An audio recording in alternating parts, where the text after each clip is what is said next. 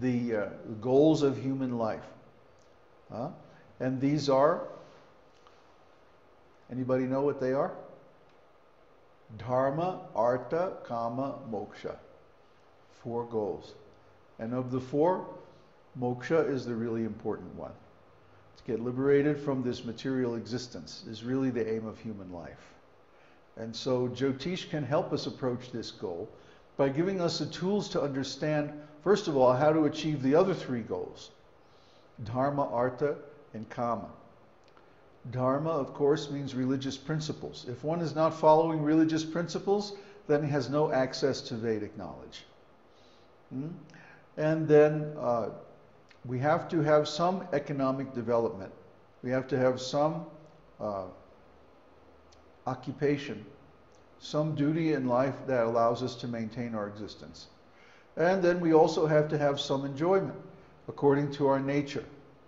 So by following Vedic principles, all these things are accomplished automatically.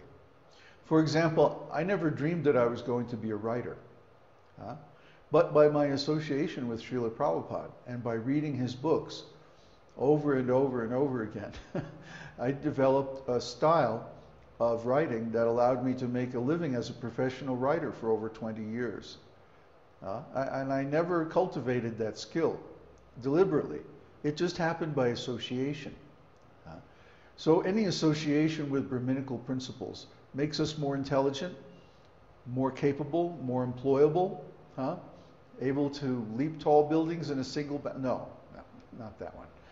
But we can do a lot that we couldn't do before simply by following these Brahminical principles of spiritual life.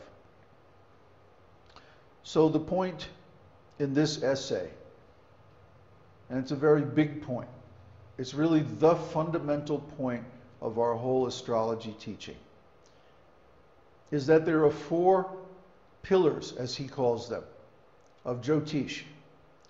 4 pillars of the temple of Jyotish. And they are the planets, or grahas, the signs, or the nakshatras and the rashis, the harmonic charts,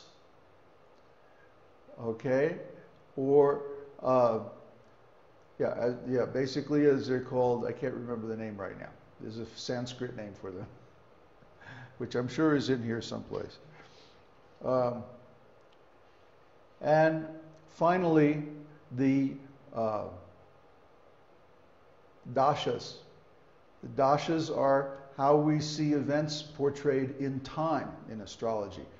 So these 4 pillars are all manifestations of, or indications of, or extensions of the qualities of the personality of Godhead. The planets, the signs, the harmonic charts, and the dashas. They're all expressions of different qualities of God as reflected in the material energy. And we should always keep this in mind as Vaishnavas, to see God everywhere and in everything. After all, everything is His energy, and everything that happens, happens according to His will. So God is everywhere, and He's controlling everything and everyone according to His will, and also according to our desire. He's our dearmost friend. So He makes things happen according to our desire. The problem is our desire is not pure. It's mixed with some material qualities. So then we create karma for ourselves, and we have to suffer. At least we have to be born again in this material world and go through all that nonsense. So the whole purpose of devotional service is to purify our desire. As soon as our desire is pure, Krishna, I just want to love you. I just want to serve you. I just want to make you happy. What do you want? What would you like? And when we follow Krishna's desire, then automatically everything becomes auspicious.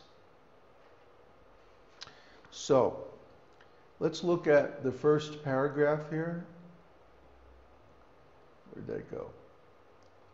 Oops. Wow, this thing's really sensitive.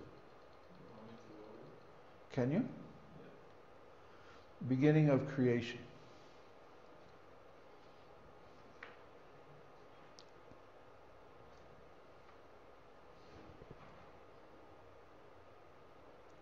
Are there any questions?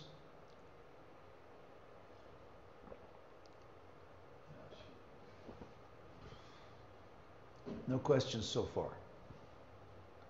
Oh, that's better. Yeah, that's much better. Hmm? Any questions?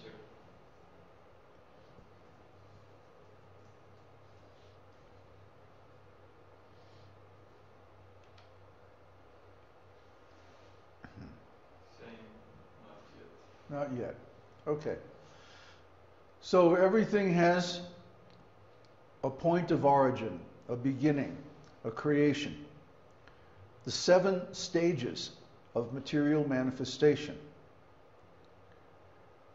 are creation, gestation, birth, growth, the creation of some byproducts, degeneration, and death.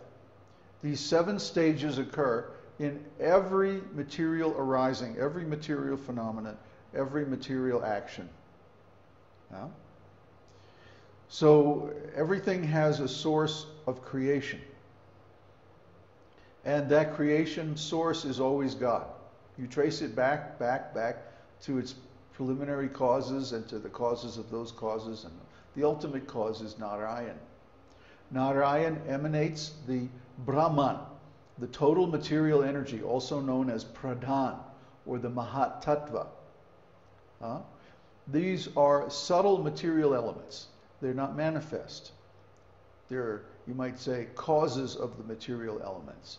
They don't become manifest until they engage with time. For any material manifestation, time is required. But the Pradhan, or the Mahat Tattva, is eternal. Therefore, the cause of material creation is eternal and spiritual, Brahman. Brahma is the total material energy that I impregnate with the spirit souls, Krishna says in Bhagavad Gita. Therefore, of all beings, I am the seed-giving Father. Krishna says that in Bhagavad Gita. But until he actually applies that creative impulse by glancing over the material nature, then nothing actually happens. Remember, Krishna can perform any action with any of his senses. So he can impregnate the material nature simply by looking over it. He doesn't have to actually touch it. Krishna is always separate from the material nature. He never actually becomes engaged with the material nature. When he does, that's Lord Shiva.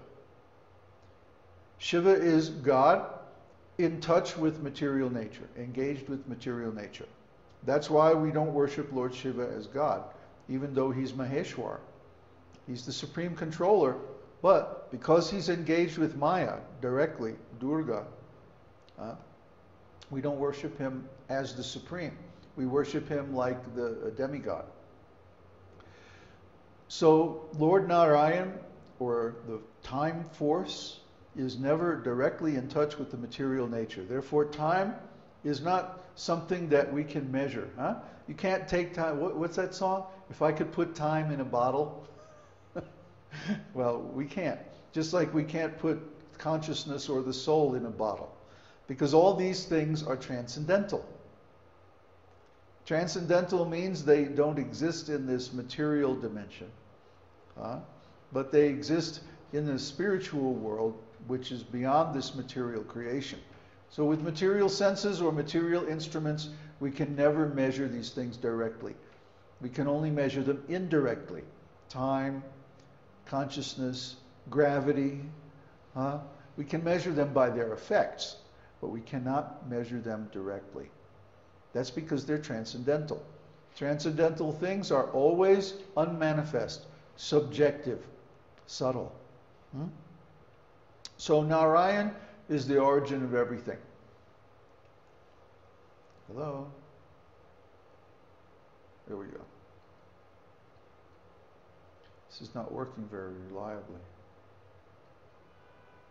Narayan is the origin of everything. He quotes the Vedic aphorism, Eko vai Narayana asin. And How we get the next page for this? Yeah. This mouse is not working reliably. But the scrolling feature doesn't work with the Mac. Well, it does. It does. In the beginning of creation, there was only the Supreme Personality of Godhead, Narayan. From the Maha Upanishad. Then Ata Purusho Havai Narayano Kamayata Prajan Srijeti. Then the Supreme Personality of Narayan desired to create living entities. From the Narayan Upanishad.